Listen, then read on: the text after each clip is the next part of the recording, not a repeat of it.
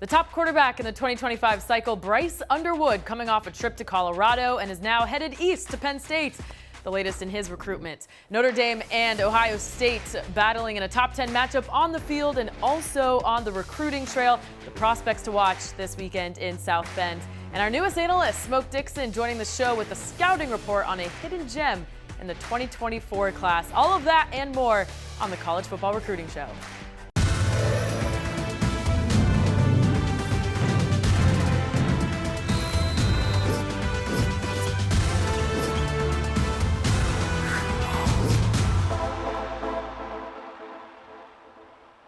Happy Thursday and welcome into the College Football Recruiting Show. I'm Grace Remington with Blair Angulo. Before we begin, please like this video and subscribe to the 24/7 Sports YouTube channel so you never miss a headline from us. Blair, let's get into the top storylines of the day, starting with five-star offensive tackle Brandon Baker's recruitment. It's nearing its conclusion. Earlier this week, 24/7 Sports' Greg Biggins and Steve Wiltfong put in crystal balls in favor of Texas. The modern-day standout will announce his decision this Sunday at 9 p.m. Eastern right here on the 24/7 Sports YouTube channel. Blair, how are you leaning with Baker's decision?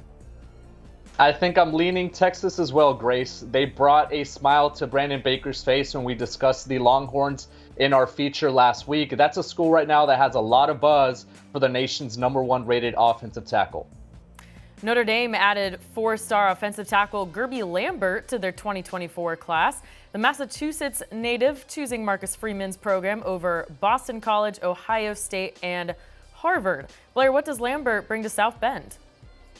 Apart from a great name, Gerby will bring toughness, tenacity, and athleticism to that offensive line room. That's a home run for the Irish. It is a great name, and we'll have more on Notre Dame later in the show with team site expert Tom Loy. Three-star edge Danny Okoye committed to Oklahoma Wednesday night. The in-state talent choosing the Sooners over Tennessee and Texas. He is commit number 24 in the 2024 cycle for the Sooners as they remain inside the top 10 of the recruiting rankings. So Blair, with Okoye joining this group, how special is Oklahoma's defensive line haul? An argument could be made that this is the best defensive line group in the country as it pertains to the 2024 class. Okoye's in the fold. You've also got David Stone, the five-star defensive lineman, recent commit Nigel Smith II, Jaden Jackson from IMG. It's a terrific group. An offensive tackle David Sanders will visit Clemson this weekend for the FSU game. Sanders was the first prospect offered by Dabo Swinney and his staff in the 2025 cycle. So for people who aren't familiar with Sanders, Blair, what type of talent does he bring? A franchise left tackle who should be able to help any team that he signs with win a lot of football games. He's nimble, he's explosive, he's freaky, and from a frame potential, he has as much upside as any player in the country. It's now time for Wiltfong Whiparound. Our director of recruiting, Steve Wiltfong, joining us with the latest from the trail. Steve, we will start with the five-star offensive tackle David Sanders, the top player in the 2025 class. He'll be visiting Clemson this weekend for a huge showdown with FSU. Still a year to go before he can put that pen to paper, but where did the Tigers stand with his recruitment? They're one of the front runners for David Sanders. This was the program that he has said has been his favorite school since he was a kid. His bathroom was decked out in Clemson memorabilia, and he was the first prospect that Dabo Swinney and his staff have offered in this junior class. And he has told me that he loves the program in general. Everything about Clemson fits me, my personality, family. It just gives a home vibe. I just enjoy being around the people at Clemson. Everyone there has a genuine heart. Every time I go up, my family, we seem to have a great connection with Coach Austin and Coach Swinney. Georgia is a major contender here. There's been times where I've thought that Georgia has been the leader. He likes Alabama a whole lot. Michigan is a program on the rise here. He's had a great visit to Ohio State. A lot of contenders, but Clemson taking a backseat to nobody at this point in the process for David Sanders. It's a jam-packed week 4 in college football, and there might not be a bigger game, Steve, than Notre Dame, Ohio State in South Bend. One of the headliners among that visitor list is Davis Andrews, the safety from the state of Utah, who had been leaning towards the Irish early on in the process. It seemed like BYU and Utah have maybe made up some ground. What's the pulse as Davis Andrews returns to South Bend this weekend? Yeah, Blair, you and I have been working this story together. We have crystal balls on the Irish, not sleeping on Utah in particular. And we think a decision is coming soon for him. But this visit to Notre Dame for the USC game has been on the books for a while. And when you talk to him about what he's looking for in a school, he says he wants to be comfortable. He wants to feel loved by the coaches. He wants to feel like he fits in the locker room and it's being a place where he can thrive. And he sees all those things at Notre Dame. Talking to him in the past, he said that the environment is unique. The people are awesome. He's getting a lot of attention from Coach Freeman and the staff. And as Notre Dame tries to put the finishing touches on a recruiting class that ranks number 7 nationally, this is a guy that they've coveted as long as anybody in the 2024 class. And I think that they're hoping that he comes in, feels this great atmosphere, ESPN College Game Day, the fans, the sellout crowd, the top 10 showdown with Ohio State, that this is something that he'll want to jump in moving forward. Notre Dame's in great position. This weekend they have a chance to really solidify their spot atop the list. Now, Notre Dame, Ohio State also battling on the recruiting trail for a lot of the same prospects. Both schools right now have a top 10 class in 2024. Notre Dame ranks number 7 in 2025. Meanwhile, the Buckeyes still looking for their second commitment in that class. So who are some prospects attending the game this Saturday that are looking at both schools? I think we know Ohio State will be all right long term in 2025. These are guys, Mark Zachary, top 247 cornerback from Indianapolis, Ben Davis. This is one where Notre Dame and Ohio State are definitely battling on the trail. Georgia's in there, Michigan, Cincinnati, to name a few others. But when I saw him play last Friday, he was wearing Ohio State gloves. He's extremely excited about his opportunity with the Buckeyes. But Notre Dame, that's another program that checks the boxes that he's looking for. When he talks about the football, the national stage, competing at the highest level, and then the academics, that's something that's very important to him. And Notre Dame has made a big impression on Mark Zachary IV. And then Christopher Burgess Jr., a linebacker out of Chicago, Simeon. Notre Dame views Chicago as its backyard. They were one of the first programs to offer Burgess. They had him on campus in June for practice, where he told me it was an intense practice. He loved the competitiveness of it. He's really hit it off with Marcus Freeman and Al Washington and that staff. But an Ohio State offer definitely was a big needle mover for him as well. He's excited about the Buckeyes. So this is an opportunity for both Mark Zachary and Christopher Burgess to see one of their favorite programs battle against each other. And it's an opportunity for one of them to maybe gain some inches on the other in this process with their showing on the field. Penn State's whiteout also takes place this weekend as they host Iowa. James Franklin and company are putting the finishing touches on their class. 24 commitments already here in this 2024 cycle. 3-star edge Jalen Harvey out of the state of Maryland will be one of the big visitors to make it out to campus this week. Where do things stand, Steve, with Penn State and Jalen Harvey? Well, there were times where I thought he was close to committing to Penn State. A recent visit to USC certainly made things interesting. You've had schools like Florida trying to get into the picture. And then this is a young man that tweeted this week at Deion Sanders in Colorado. So he wants to hear more from the Buffaloes. But just regarding Penn State, he has said the environment is unreal. Every time he goes up there, where there's not going to be a better environment in college football than the one on Saturday for a whiteout crowd in a top 25 matchup against Iowa. He's got a strong connection with Penn State. Penn State has recruited him as hard as any player that they've recruited this cycle. There's no question they are one of his top schools. They are just trying to bring it home right now. James Franklin and his staff looking ahead to 2025 as well. They're hosting 3-star running back Tyke Hayes, 4-star athlete Brady O'Hara, and most notably 5-star quarterback Bryce Underwood, the top quarterback in that class. Where does Penn State stand in the recruitment of all three of these guys? Well, for Hayes and O'Hara, I think they lead. Our colleague Brian Doan, 24/7 Sports national analyst, has predicted Hayes to Penn State going into his upcoming commitment date next week. He was at Penn State's season opening win over West Virginia in prime time, now expected back this weekend. This looks like it's really setting up well for the Nittany Lions. This is a prolific back that rushed for over 2,000 yards and 33 touchdowns as a junior. Also has the traits to play in the secondary, 3 interceptions, 2 pick sixes. As a junior, this guy does it all for one of the top high school football programs in his state. And then Brady O'Hara, I've had a crystal ball on Penn State for him, a 6'6", 230-pound athlete recruit that Penn State likes as a tight end since he visited back in the spring. He just loves everything about Penn State, from the atmosphere to the football tradition to the academics to his relationship with Ty Howell, and seeing how Penn State tight ends have thrived under James Franklin. They're in great position with both of those guys. And then Bryce Underwood, they're trying to make a move. Now, they had Bryce Underwood and his family on campus early in the calendar year, where he was offered in person. Coach Danny O'Brien has done a really good job of staying in regular contact with Bryce Underwood and his family. They know it's a special place.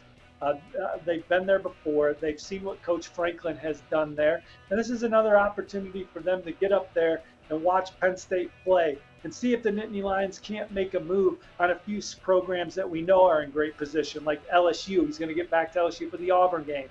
Michigan, where he's been several times, local campus nearby. And then Colorado, he's fresh off that trip to Colorado last weekend, where him and his family were blown away by what they saw in Boulder. But Penn State, again, going to have a fantastic atmosphere. Bryce Underwood and a couple of his teammates are going to leave Friday night after his game and head towards State College for what should be an exciting Saturday. You mentioned LSU, Steve, and they have a big opportunity this weekend against Arkansas in that nighttime atmosphere down in Baton Rouge. 5-star Terry Bussey, 2025 quarterback, George McIntyre are 2 of the top players that will be in attendance. What are the things stand with both of those players as it pertains to LSU? Well, the 24/7 Sports Crystal Ball favors Texas A&M for Terry Bussey, the #1 ranked athlete in the 24/7 Sports recruiting rankings. I am one of the predictions in favor of the Aggies, but LSU is a program that you can't sleep on in this recruitment. He's always been excited about the Tigers. This is an official visit that he's been planned for a while, that he looks forward to. When you talk to people around Baton Rouge, I think they think they have more than a puncher's chance to ultimately land Terry Bussey. And then with George McIntyre, we talked about obviously LSU's position with Bryce Underwood. They're a front runner for George McIntyre as well. Quarterbacks coach Joe Sloan has prioritized George McIntyre, talks to him a bunch. He loves, every time he goes to LSU, he says it's a great time. He's really clicked with Brian Kelly on those visits, and he likes the resources that LSU has poured into quarterback development, from virtual reality to walk-through rooms to cognitive testing that they do with their players. He has said there's not a resource they don't have for a player that a player can't ask for. So Joe Sloan, one of the best recruiters in the country at the position, finds the time to communicate regularly with Bryce Underwood and George McIntyre, and LSU's got a great chance to land both of those guys here in 2025. Staying in SEC country, 4-star running back Daniel Hill out of Meridian, Mississippi, was ready to announce his commitment back in August, but decided to postpone it. Well, this weekend, he travels to Tuscaloosa for that top 15 Bama-Ole Miss matchup. What do the Tide's chances, Steve, with Hill look like at this point? Fantastic. They got a great chance to ultimately land him. I think there were times where I would have given the edge to South Carolina. You're certainly not sleeping on the Gamecocks there. Tennessee's in the picture. He's going to visit them next weekend when they play South Carolina, and then Mississippi State hanging around in that recruitment. But Alabama's close to home. They love the running back tradition under Nick Saban, the program stature in general under Coach Saban. Those are all things that excite Daniel and his family. Proximity is great. It's an easy place for them to get to from Meridian, Mississippi. And so Alabama right now has a lot working for themselves in this recruitment. It's an opportunity to take on an Ole Miss team in a big game and make a statement that, hey, we dropped one to Texas, but we are still Alabama. We're still in the hunt to win the national championship, and do that in front of Daniel Hill, who's excited about that program for those reasons. Working our way out to the West Coast, a couple of big Pac-12 matchups. Oregon hosts Colorado, Utah hosts UCLA, and there are some big names on those visitor lists, Steve. Who are some that you'll be keeping your eye on? Well, let's start with Utah, Blair. They got some quarterbacks coming in that they've offered in the junior class. Luke Hago, Wyatt Becker, Steele Pizzella. Those guys are going to be there. Top 247 linebacker, Matoi Tagoai. Did I say that right, Blair? You're Matai. It's Matai Tongiai. Yes, they love him. Taj Crutchfield, and then of course a lot of their in-state targets, with the exception of Davis Andrews, will be on campus for that one. And then Oregon, it's a big visit list. They're going to have some elite prospects in 2024, 2025, and 2026 on campus. For more on that, head over to Duck Territory. But 3 guys to talk about for Oregon. Jericho Johnson, top 247 defensive lineman, one of the most coveted players in the position at the defensive line position in the country. One of my favorite interior players in the land. Going to be back at Oregon. I think that they are battling Washington for him. USC and Utah are in the top 4 for Jericho Johnson. But Oregon, with an opportunity for what is going to be an amazing atmosphere out there at Autzen Stadium, for Oregon to continue racking up equity in the Jericho Johnson recruitment. I think they have a great chance to land him. They would love to have him help them take the next step as a program. And then top 247 running back Jason Brown. 24/7 Sports Crystal Ball has favored Michigan State. Now, Oregon has been near the top or at the top of his list as well for much of the process. He's no stranger to Eugene. He could probably give the tour to all these recruits that are coming to campus. And I think with all the uncertainty around East Lansing, it certainly helps Oregon and Washington in the Jason Brown sweepstakes. Now, Oregon already has 1 running back committed that they love. They're also going to continue to try and flip Nate Frazier from Georgia out of Mater Dei. But Jason Brown is a top 10 back. They would love to land him. And then Blair, they're bringing in Tony Cumberland from Arizona, number 1 player in the state, number 2 defensive lineman in the country. We really like where Oregon stands there, don't we? Yeah, so much buzz heading into this weekend. Coach Prime's coming into Eugene. Tony Cumberland is a player that we feel strongly right now is leaning towards the Oregon Ducks. So let's do something, Steve, that we don't really do much of. We probably should do it a little bit more often. Pulling out our phones, Tony Cumberland profile. Let's log our crystal ball predictions right now for the Ducks as it pertains to Tony Cumberland, the early 5-star prospect in that 2026 class, a top 10 player nationally, one of the best defensive linemen, and we really like, you and I, where Oregon sits right now with Tony Cumberland. For more Wiltfong Whip Around, check out the 24/7 Sports YouTube channel. The best college football, basketball, and recruiting analysis you can find. Subscribe and turn on those notifications so you never miss a thing. Notre Dame's next 2 recruiting classes currently rank in the top 10. 23 commits in that 2024 class. 9 of those 4 stars led by quarterback CJ Carr, and 3 commits in 2025 with an average rating of 91.9. So let's learn a bit more about some of Marcus Freeman's prospects with Tom Loy of Irish Illustrated joining us now. Tom Loy, you are pulling double duty. You were with us in studio yesterday previewing this big Ohio State game. Now let's talk a bit more about recruiting. All the stars are coming out for this one, including on the sideline. Top prospects from the current class and future ones will be in attendance. Who do you have on commit watch this weekend? Yeah, I was kind of going back and forth about this all week long as to who's ready to pull the trigger. But, let's focus on the 24 class. A guy I know Blair knows really well. Davis Andrews, a safety at a Utah in the 24 class. He's kind of looking at Utah, BYU, Notre Dame. This is a guy that's going to go on a mission trip, so he's really part of the 26 class, but officially 24. So we got to keep an eye on him. Another is Daniel Anderson, a running back at Arkansas in the class of 2025. Really, really good player. That it was funny because Notre Dame was actually first to jump in. Technically, I think it was Long Island had an offer, and then he camped, and Notre Dame was so impressed they jumped in with an offer. So it was pretty kind of, it was neat to see how his process has played out. But I think Notre Dame's the team to beat at this point, and it would not shock me in the slightest if come Saturday, Sunday, or maybe even Monday, if he pulls the trigger and picks the Irish. And that would actually be the second running back in the class for Notre Dame in 25. So Dylan McCullough is doing his job at a high level. Another one I'm watching is Ethan Long, a safety out of Connecticut. Another good player that camped at Notre Dame right in front of them, and they've been pushing hard ever since the summer. Long, athletic, rangy kid, can play corner, can play safety, can even play some receiver if he wanted to. I mean, he's a really talented athlete with a lot of upside. So he's another guy in the 25 class that I like Notre Dame to land. I have a crystal ball on him. I think a couple others as well. If Steve Wiltfong doesn't yet, I'm sure he's going to in the near future. And then the last one I want to mention is a name that you guys probably know pretty well, Jerome Bettis Jr., a wide receiver out of Georgia in the 25 class. This is a kid that's like, Chancey Stuckey, the receivers coach, really recruited him hard. Jared Parker, the offensive coordinator, pushed for him.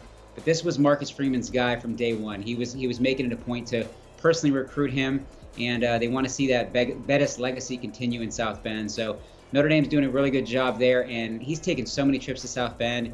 USC and Tennessee. There's a couple other schools that are really recruiting him at a high level. USC has an offer, and he was talking about going out there. But to be completely honest, if this weekend comes and goes and he ends up committing at this point, shutting down his process, it wouldn't shock me in the slightest.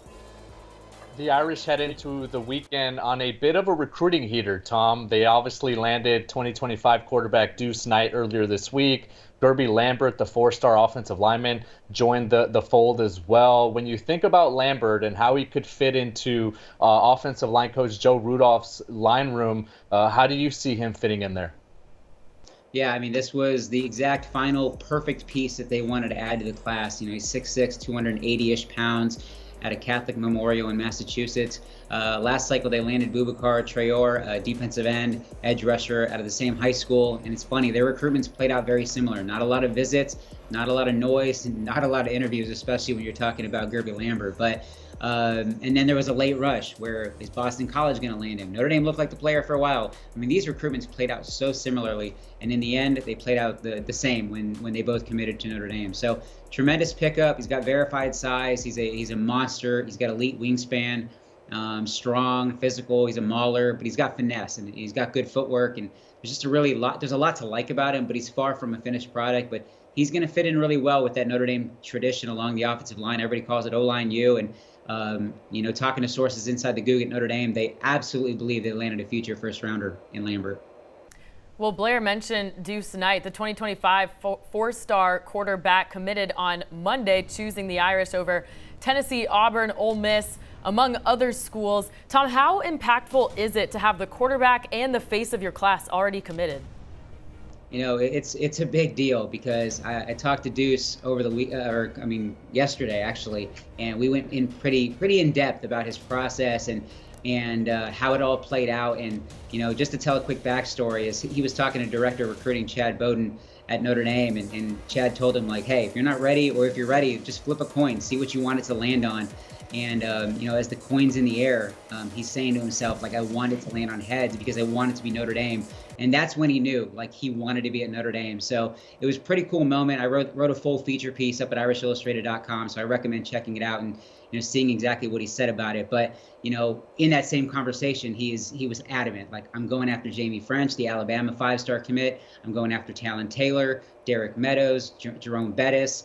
He's got his eye. And he was talking about guys on the defensive side of the ball. I mean, this guy is well educated by Marcus Freeman, Chad Bowden, and those guys as to who to go after. But not many guys look like him at 6'5", 200, verified 4'5", 40. Again, kind of like Lambert, far from a finished product. Got to work on his footwork and some things like that. But man, this dude looks like $1 million, and he's got got great tools, got great bones, and Notre Dame is absolutely thrilled to have him following CJ Carr in the 24 class.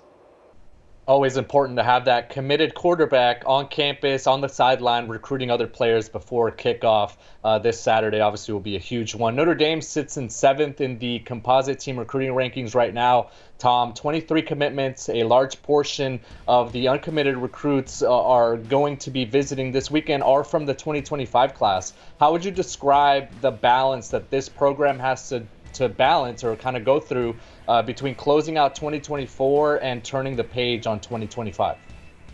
Well, in 24, I know we kind of talked about it a little bit, but this weekend is all about Davis Andrews and trying to get him locked in. They felt like they've been the leader for him for a long time, and they really want to solidify that. And Chris O'Leary, the safeties coach, really wants to get that done this weekend. So he's going to get a lot of their attention this weekend. But yeah, this weekend's going to be very much about 25 and getting guys locked in and kind of, moving up the charts and the rankings for the 25 class and adding to that class. But they're not done in 24. They may not have another visitor on campus this weekend unless there might be a mystery surprise recruit that's going to be on campus on Saturday that we've kind of hinted at Irish Illustrated, but we're not going to be dropping that name until Saturday morning when we know for sure that he's there. But he's committed to an SEC program.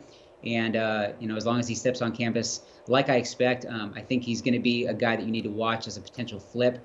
Maybe not this weekend, but in the near future. Beyond that, they're still pushing for 4-star tight end. Carter Nelson may be the best tight end in America. He's committed to Nebraska. They felt like they were leading for him when all of a sudden he shocked a lot of people and committed to Nebraska right after the visit. Still pushing for Justin Scott, the 5-star defensive tackle committed to Ohio State, right there in the backyard of Chicago. And they're pushing for Caleb Beasley, a Tennessee commit from Tennessee. I think he's less likely, but he's been very receptive to the staff. I think they just need to get him back on campus. But, this weekend, like I said, it's about Andrews, but also the 25 class. But moving forward, of that list that I just mentioned, keep an eye on Carter Nelson because I think Notre Dame is really climbing that leaderboard for him. This game will look a lot different than it did last year. Part of that is the Notre Dame offense, which now ranks top 3 nationally in explosive rush plays and pass plays. They're averaging 46 points a game. That's good for 9th nationally. Tom, what's been the reaction from recruits after watching this new high-powered offense? I think Sam Hartman might be, if he's not, he's one of the most popular guys in America, definitely among the Notre Dame fan base. I mean, the only thing they're bummed about is not going to have another year beyond this, but I think we all know Sam Hartman's pretty much done after this year. But he's been special. It's been fun to watch. He's everything that was as advertised heading into the season. I was hyping him up, and thankfully for me, it's worked out so far. But Jared Parker coming in as a first-year offensive coordinator, I remember writing a story and talking to some sources about him before the season, and people were raving about him. They thought he was kind of a sleeper, a guy that never got a fair shot as an offensive coordinator at past spots, and that's really coming to light, man. He's having a really good season as a play caller, and he's adjusting well as the games go on. So that's going to be very important. But beyond that, the cool thing about this offense at Notre Dame is all these guys are involved. So Gino Guidugli, the quarterback's coach, and you have obviously Jared Parker's coaching tight ends, but you have Dylan McCullough, the running backs coach, and you have Chancey Stuckey, the receivers coach. All these guys are involved in the game plan. I mean, it's not just one guy telling everybody this is what we're going to do, because obviously Marcus Freeman's on the defensive side, at heart, but even he's helping on offense. So I just like the camaraderie, how everybody's kind of coming together, and the future's really bright with this offense, and everybody's very excited. But like I said, the best thing about it is everybody's on the same page, having fun, and it's showing with the results on the field. All right, Tom Loy with the latest from South Bend. Thanks for joining us. And for more Fighting Irish recruiting news and analysis, plus game day coverage, make sure you check out irishillustrated.com. Love that teaser that Tom dropped. Could be on Flip Watch this weekend. The number 3 interior offensive lineman in the nation has a decision to make. Jordan Seaton, a 4-star recruit in the 2024 class. He is turning heads at IMG Academy. The top programs in the country want his pledge, and we are breaking down the best fit for him. Our 24/7 Sports national recruiting analyst Brian Doan just released a story on Seaton's journey over at 247sports.com. Great story. You definitely want to go check that out. But we're going to break down some of Seaton's tape. So Smoke Dixon joining me now in studio. And Smoke, you're really familiar with Jordan Seaton, having him from the DC area. He's a top 100 player, still uncommitted, but from the tape you've watched, what makes him so special? Oh, man, Jordan Seaton, athletically gifted. Checks all the boxes, right? So I got 4 categories that Jordan checks, right? He passes the eye test, right? Physically, athletically, and his flexibility, supreme. Second, dominant in the run game. Dominant in the run game, right? Also dominant in the pass game, and has a high character in terms of a football player playing the offensive line position, right? So we just jump in the first one. 6'5", 300 to 322 pounds, 34.5-inch arms, 10-inch hands, 83 wingspan. I mean, he's covering the earth looking like that, right? Then you go back and you look at his athletic ability in terms of his ability to flex and getting down in the stance and have all his cleats in the ground and ready to play football. Then if you check out the run game, you go to it. This first step, get off. You see the guy quickly gets into players, knocks them back and creates a lot of movement at the point of contact. Then when you get to it, the second level, he now has the ability to create and sustain the blocks at the second level just because of his athletic ability. As you can see, getting to the player, knocks him all the way, drives it, and he finishes the guy on the sideline. Now, here's the thing. Officials and everybody on the sideline, look out. You see him get into the stance, get out of it, power, drive, sustainability, 10-inch hands, and finishes at the second level. Here we go. Now we're talking about second level dominance. Gets into him, finish him, drives, finish him. Everybody look out on the sideline, even the coolers, because he's dumping everybody over there as well too. Then we get into the second level, right? See him at the second level, sustained blocks, has the feet, finish, drives into the ground. He's trying to bury that guy, steps over him. That's a dog mentality that you want at that second level. Finish, drive. You don't rarely hear and see guys being able to do that at the second level. That's second level production. And then we're gonna get to the ability to pull, locate, finish, attach, and seal at the end of the play, and stay on his feet. Ladies and gentlemen, big people that can stay on their feet, that's showing you the sheer athleticism. He's top 2, top 3 at his position in terms of athleticism. Finish, pulls, get up in there, finish, squares it away, still on his feet, looking for some more work. And then let's get to the third level, right? Not there, redirects, finish, and he's running. This looks like a offensive running back, receiver, finishing it on the plays. This is Trent Williams-like, Lermy Tunsil-like. That's sheer athleticism, speed, agility, play at the third level. So we got first level, second level dominance, and also third level, and the ability to finish with all of that. Okay, now we get into the pass game dominance, 3 overall. Having the ability to slide, make the defender run the hump, finish. Look, good hand placement, finish. Then we go to the next set, the ability to now sit down, anchor, right, and finish with a get on the ground. That's the dog mentality that all recruiters and offensive line coaches are looking for. Someone that is willing to finish the defender every single time on the ground. Quick hand flash, finishes them again. Then you say, hey, listen, last and most likely, what you want to see out of an offensive lineman, and we talk about high football character, and in terms of wanting to finish the defender through the end zone. You always hear coaches say, echo to the whistle. To the whistle, you want to see this guy gets punished. And he takes him all the way down there. Hold on. I'm going to finish you off right there. That's Jordan Seaton in a nutshell. Right. Looks a part, plays a part in the run game, plays a part in blocking, but also has a football mentality and the ability to finish at every single level. Ladies and gentlemen, that's your best offensive lineman in this 2024 class. Yeah, that was impressive. Thanks for the tape breakdown. Saw a lot of pancakes, and he can be quick on the feet, checks all 4 of your boxes. So a lot of schools after him. Let's look at a couple of them. He lucked out. He was at a great game last week in Colorado State. He was there on an unofficial visit. Now, I'll just say the Buffs could use a boost to the O-line. They're one of the worst in the country in pressure rate. 16 sacks allowed, second worst in the country. So I'm sure they would love his services. But how do you see him fitting into the Prime culture? Well, the first thing is Coach Prime. He fits in that culture because he's a dog. He's a finisher. He embodies the culture that Coach Prime is trying to establish out there in Colorado. Now, what about the Gators? They will be hosting Jordan Seaton on an official visit October 7th for the Vandy game. That's according to our Swamp 24/7. How do you think he fits into what Billy Napier's building? Because that's quite different from what Coach Prime is doing. Well, we all understand that in the SEC, everything is one up front. And starting out your class and trying to get the best fit for what you want to do and establishing the line of scrimmage, why wouldn't you go after Jordan Seaton? Jordan Seaton would be the ideal fit. You can take him, plug and play, freshman year, starting left tackle or right tackle, either way that they want to play him. But you can get that offensive line solidified and going against Georgia and other tough foes in the SEC, that's where you want to start it out with, Jordan Seaton. Perfect fit for that team. He's got 30 offers, over 30 offers, and I'll go through a few of them here. Alabama, South Carolina, Ohio State, Oregon, Florida State, and Oklahoma. That's including Colorado, Florida, who we previously mentioned. So of those 8 schools, which program do you think fits him best?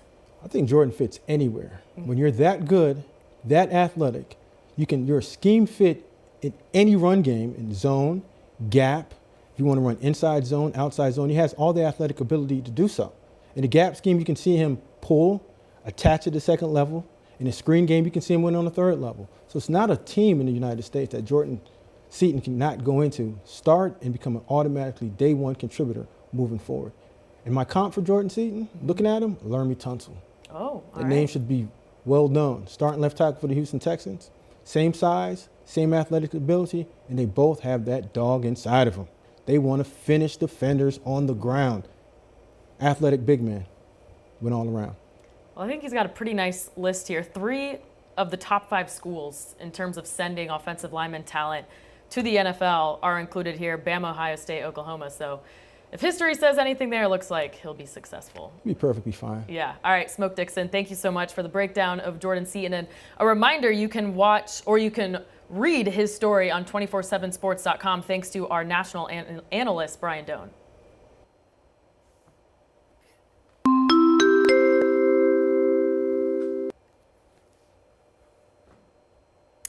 All right, it is time to mark your calendars. 2024 5-star offensive tackle Brandon Baker will make his commitment live right here on the 247 Sports YouTube channel this Sunday, 9 p.m. Eastern. The modern day talent and top offensive linemen in the class will choose between Texas, Oregon, Florida State, Nebraska, and Ohio State. Blair, let's bring you back in here. What is his future program getting with him? One of the more balanced offensive linemen we have seen in Southern California in the last 5 or 6 years. He's got positional versatility. He can run block. He can pass protect. He can move bodies. The total package, I think, as an offensive lineman who can make an impact early on in his college career. We have a top 5 high school football matchup in the Sunshine State tonight as number 4 Miami Central takes on number 5 Chaminade Madonna. These two Florida powerhouses last met on the field in 2019 with Chaminade Madonna winning 27-7. Blair, which recruits are you watching in this game? For me, it's Jeremiah Smith. He's the big headliner, a big stage performer who seems to take his game to another gear when the lights shine brightest. And on the Miami Central side, we have to keep an eye on Armando Blunt. He's the Miami commit in the 2025 class. He ranks number 6 overall nationally early on in the rankings, and a ton of talent on the field. All right, excited for that one and excited for this week. And that'll be a wrap for this episode of the College Football Recruiting Show. For Blair, I'm Grace. Thanks for watching, and we'll see you back here Monday.